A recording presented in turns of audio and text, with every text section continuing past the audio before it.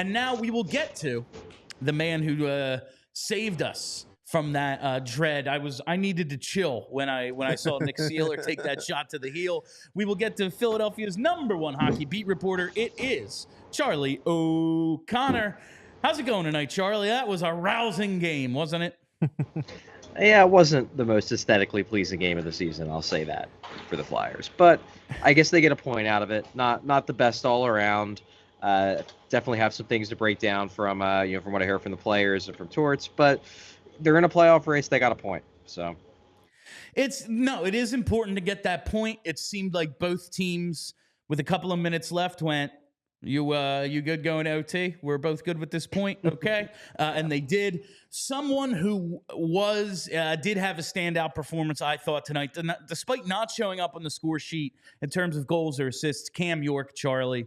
I have criticized Cam York at points this season, just not noticeable enough to me. I think his last two games, the shot block numbers, I think he's got 11 over the last two games, but he just seems to be asserting himself a lot more. Would you agree?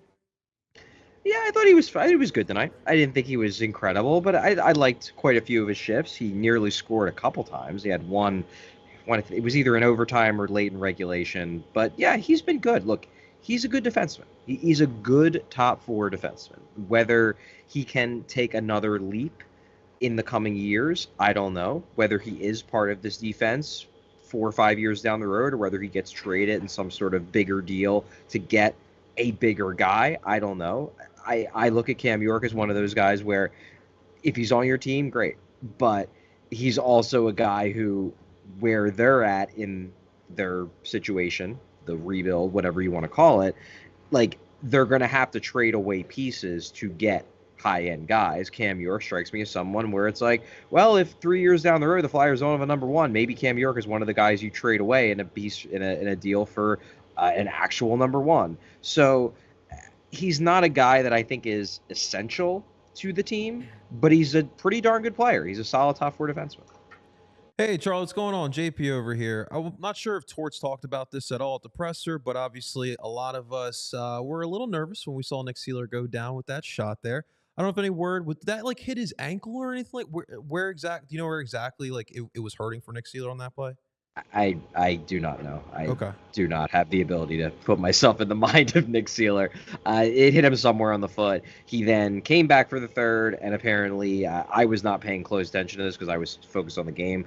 But Kevin Durso, who covers the Flyers for 97.3, said that he left the bench with about 9 minutes left. He didn't have another shift the rest of the game.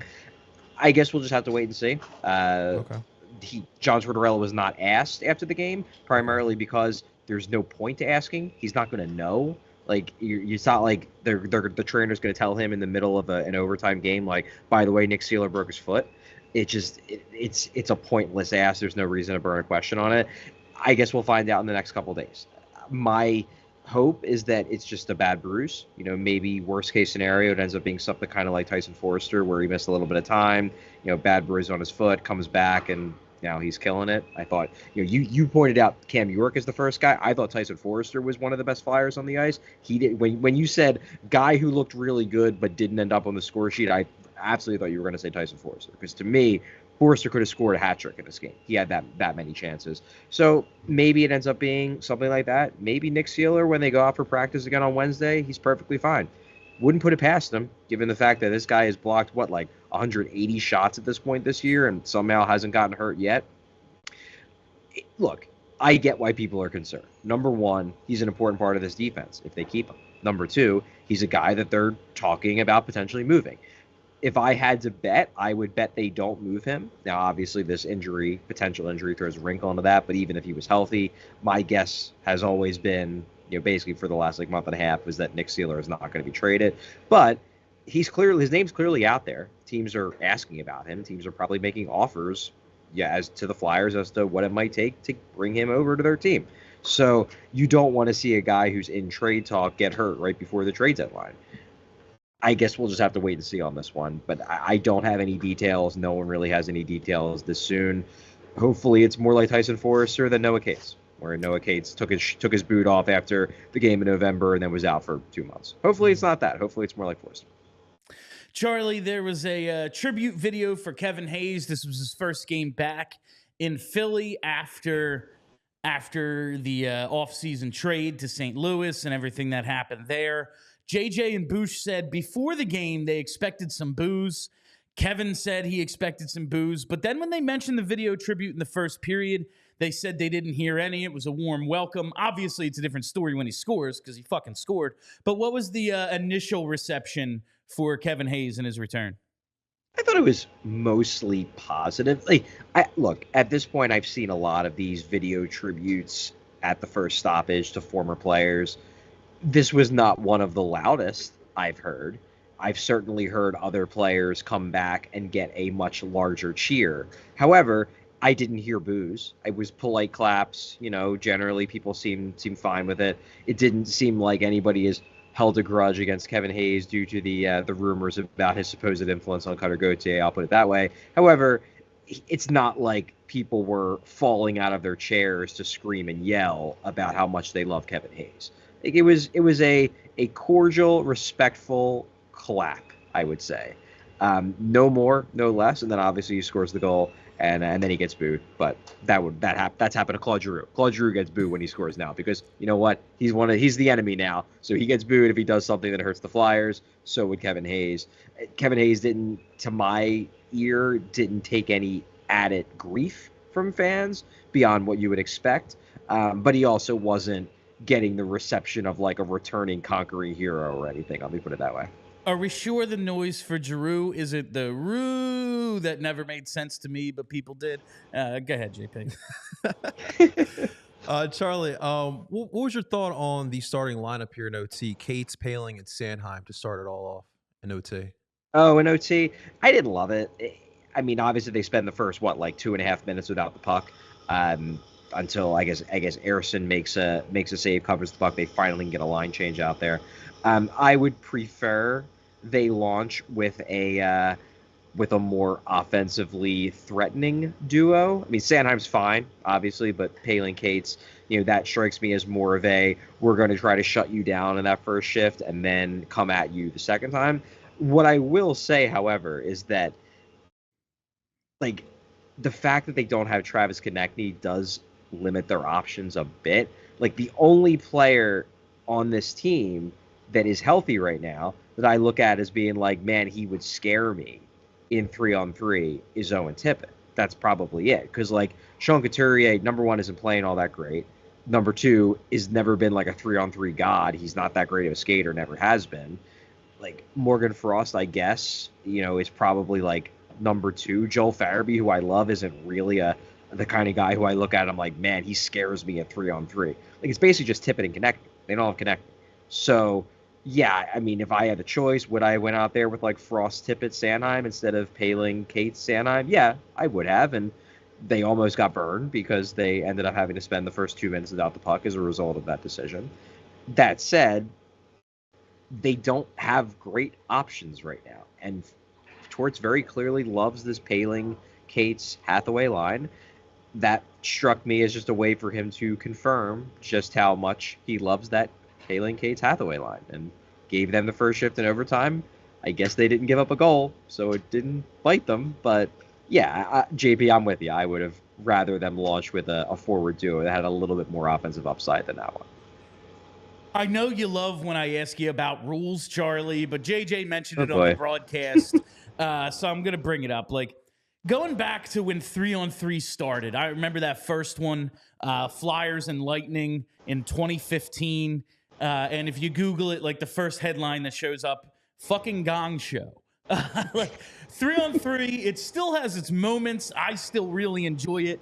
But it's not what it used to be, with everyone realizing, we saw it both teams tonight. A puck at the blue line that might get challenged. Fuck it. Send it all the way back down to the goalie and let's regroup. Do you think the NHL needs to do anything, and do you think they will? Because there's been so much talk about it. I can't speak to whether they will make a rule change. The NHL does what the NHL wants. To me, I guess I'm not invested enough in it to care one way or the other. My thing is this. If they change the rules, and who knows, it's the NHL, they might, within a season, NHL coaches will find a way to make the new rules boring. Like, this is what NHL coaches do. Something is fun. Then NHL coaches figure out how to make it boring. They make it boring. Then they change the rules again. Then it's fun for a little bit until NHL coaches find another way to make it boring.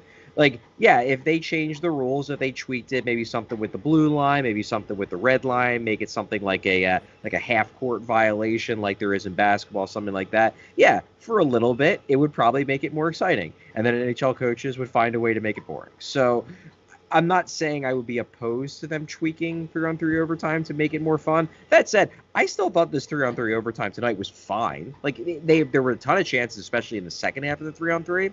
Like, once teams start getting into trading chances and the chaos gets going, it becomes hard for the coaches to convince the players, like, well, you got to regroup. No, then it becomes, we have a 3-on-2. Let's just go. And then when they fail on their 3-on-2, then there's invariably a guy that gets caught and the other team goes back on their 2-on-1, and then the chaos starts. So I still think 3-on-3 on the whole is entertaining. I think this 3-on-3 overtime on the whole was entertaining, but there will be stretches of 2-3 minutes at times where teams want to play keep away. But I think even if they change the rules, NHL coaches would find a way to foster that sort of keep away anyway, just in a different way. Maybe we'd see like a four corners style Princeton offense, like if they cut out the red line. Like, coaches will find ways to make it boring because that's what coaches do. I love the Eddie Jordan reference there, Charlie. Before we let you go, you heard and saw the reaction to the Elliot Friedman stuff today, right? The Flyers. No, I'm honestly really trying to avoid Twitter because it drives me up the wall. Well, Bud, on 32 Thoughts today, Elliot Friedman have alluded to the idea that the Flyers could be adding a veteran goalie. Yeah, I know the report. I just don't read Twitter anymore because people are nuts. How do you feel about this potential change of plans for the Flyers? I don't think it's as much of a change of plans as people maybe think it is. Like, Briere pretty much for a while has made it clear that he sees a distinction between trading what he views as prime assets, so high draft picks, prospects at the deadline, which he has made it clear he will not do, and trading away a late round pick here or there for a piece, for a rental of some sort. So in Briere's eyes, this is not a change of philosophy at all. This has always been on the table. Now, for the fans, I understand why fans, if they go about doing this, and again, my philosophy is I'm not going to criticize the Flyers for something that hasn't happened yet. This remains my philosophy. If and when moves are made, I will evaluate those moves, and I will judge the moves on the merits of the moves themselves, not on these reports, these rumors, these conjecture, speculation. I'm just not going to do it. It's not worth my time. I have enough. I have enough to do than to worry about like getting angry about stuff that hasn't happened yet. However, I understand why fans would feel like they have been sold a rebuild, and then you're going to go out and you're going to buy. You're not going to sell anybody. You're going to buy. Now, if they were to say trade Sean Walker for a package headlined by a first round pick, and then go out and trade, a fifth round pick for like this deadline's version of JVR, a guy who like the market just doesn't materialize on, you can get him for cheap because the GM doesn't want to completely lose face by not getting anything for the guy, then I don't think that would be a repudiation or a betrayal of the rebuild because you still sold. Now, if the Flyers, if the deadline plays out where they don't trade Sean Walker, they re-sign Nick Seeler, Scott Lawton's still here, and then they trade a fifth round pick for a backup goalie and a sixth round pick for a forward that will send Ole Lycksell back to the minors, yeah, that's worthy of criticism because then it's like, okay, how does this fit with this promised rebuild that you guys have been talking up all season? If that's the way it plays out, I will very much point out the discrepancy between their words and their actions, but I'm not going to waste my time and energy and column space criticizing them for something they haven't done yet. Ever the professional.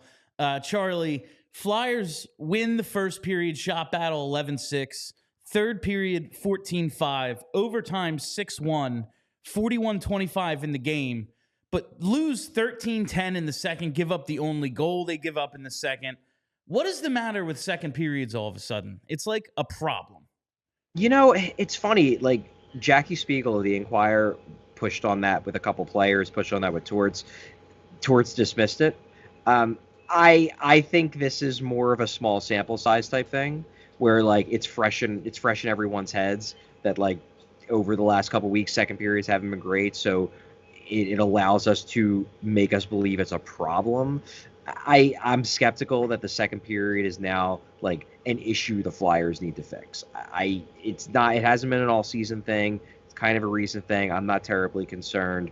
I do want to kind of change gears for a minute and talk a little bit about the reaction of the players and then the reaction of Torts to this game. Now, I came in. I'm going to be writing a column on this game, more or less setting up the next stretch. But the players came out of this game basically to a man, because we interviewed Lott and then we interviewed Sanheim.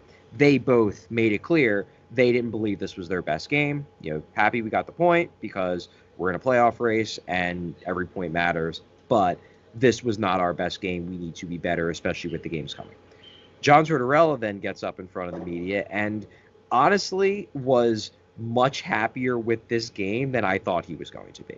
His evaluation of the game was essentially that the first few periods, he didn't think the team played that well. He actually, despite the fact that they outshot the team they outshot the Blues by a lot in the first, he didn't like the first period. I agree. I didn't think they played very well in the first period at all. I thought that was a pretty even period between two teams that were playing like garbage, and the only reason why the Flyers looked like they had a massive advantage was because they blocked a lot of shots. John Tortorella more or less echoed that. So I thought the first period was not great. I thought the second period was also not great, and Tortorella agreed. He thought that those two periods kind of stunk. But what he liked, and he made this clear in his post-game presser, he really liked the response of the team in the third. He thought they played good hockey in the third. He thought they could have easily won that game in the third if Jordan Binnington didn't play as well as he did. And then overtime's overtime, and the shootout's a skills competition that doesn't even really matter, aside from the fact that it decides who gets 2 points versus one. It doesn't actually mean anything. It's bullshit. It probably shouldn't exist with the otherwise reason of entertainment value, but it doesn't actually tell us anything about the quality of teams. Just going on a little anti-shootout rant. I like shootouts. I think they're fun. I just don't enjoy when people ascribe actual evaluation value to them. It's a crapshoot. It's a coin flip. Doesn't matter. Anyway, I did think it was interesting that John Tortorella was protective of his team after this game, that he did not throw them under the bus. He was not super critical.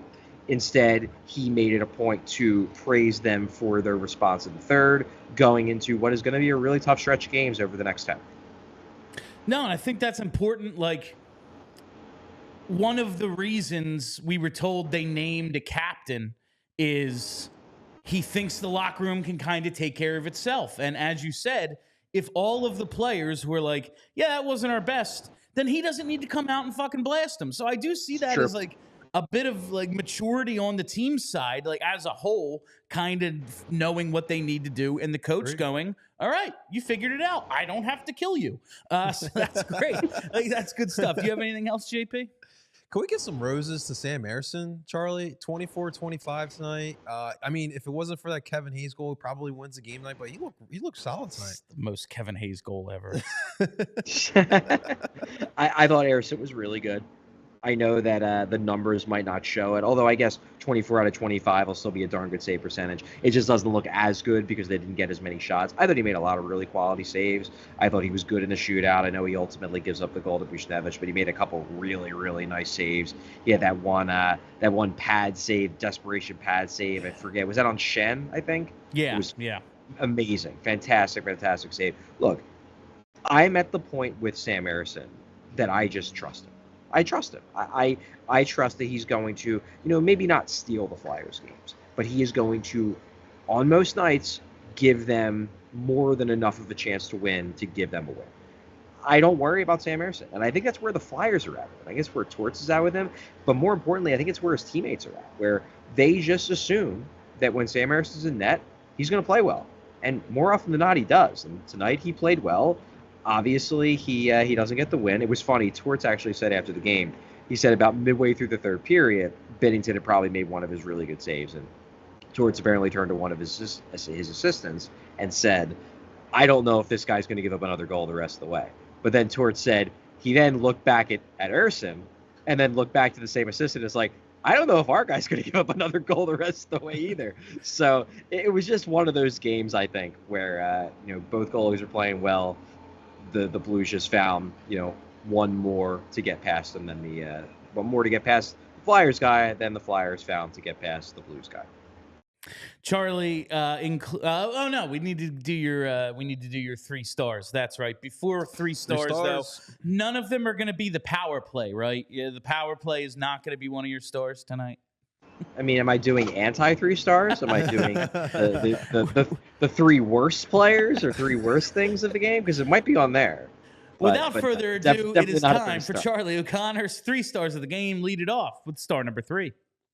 Yeah, so I actually did the 3 stars in the arena tonight. However, one thing I'll have to explain about doing 3 stars in the arena, it gets really tough in these kinds of games because you have to give a bunch of contingencies of like, well, if the Flyers score, the game winner is ranked here, and this player is ranked here. If the Blues score, this player is ranked here, this player is ranked here. If it goes into overtime, if it goes into a shootout, whatever. So I basically was like, I told the guy who comes around for the sheet, I was like, okay, just do it. Erson, Binnington, and then whoever gets the game winner is second. I probably would not have done that had I known it was going to go into a shootout. But I will give my 3rd star to Pavel Buchnevich for scoring the game winner in the shootout. It was a dirty goal. Really, really nice one. That was what it was going to take, I think, to beat Erson in that situation. He pulled it off. Buchnevich didn't do anything especially spectacular to my eyes the rest of the game, but he got the technically game winner, even though it doesn't actually count as an actual goal. He got the technical game winner. He gave the Blues their 2nd point, so I give him my number 3 star as a result. I do think I remember reading like the first year of the shootout, even though you don't get credited with a goal, you do get credited with a game winner. So technically, I think you're right there, Charlie. That's star number 3. Let's hear star number 2. Star number 2 is Sam Erson. Look, it was going to be the 2 goalies. I feel like the minute overtime ended without a goal, my 2 stars in my head are the goalies. And then it just comes down to, all right, whoever wins the shootout gets 1st star. Whoever doesn't win the shootout gets 2nd star. Erson was really good tonight. He's, as we just talked about, he's a good goalie. He's a good goalie who is going to need to stay a good goalie for them to, wrap this up and actually lock down a playoff spot. We'll see if he can do it. He is still a rookie. But every game he delivers like this, where he just looks like a veteran out there, it makes me feel more and more confident that the Flyers, despite everything that happened this year, despite the fact that there's, a very, very strong chance that Carter Hart will never play another game for the Philadelphia Flyers. He very well may never play another game in the NHL, period, if he is found guilty of the awful things he was accused of and charged with.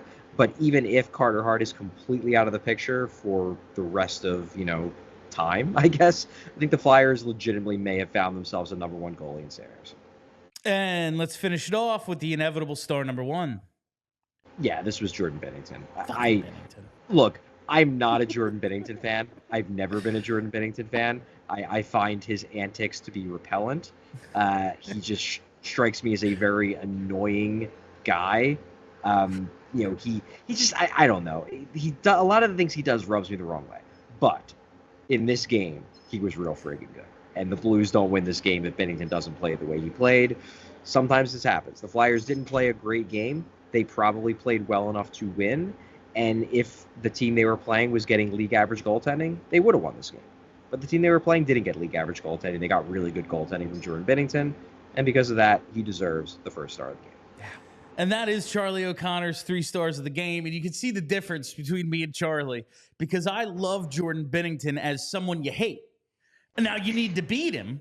Like, you want to see the bad guy lose, but I think hockey just doesn't have enough bad guys, And that's one of them right there. You root against him. Now it's up for the Flyers to beat him because they've only beaten him once in regulation in 7 starts. Charlie, I will actually see you in person tomorrow, right? You're gonna be in the studio. I'm gonna be able to see and touch you and smell you.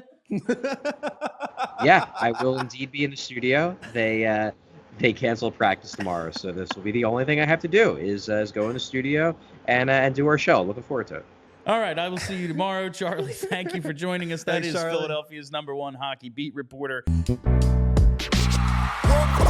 We all silly like the mayor.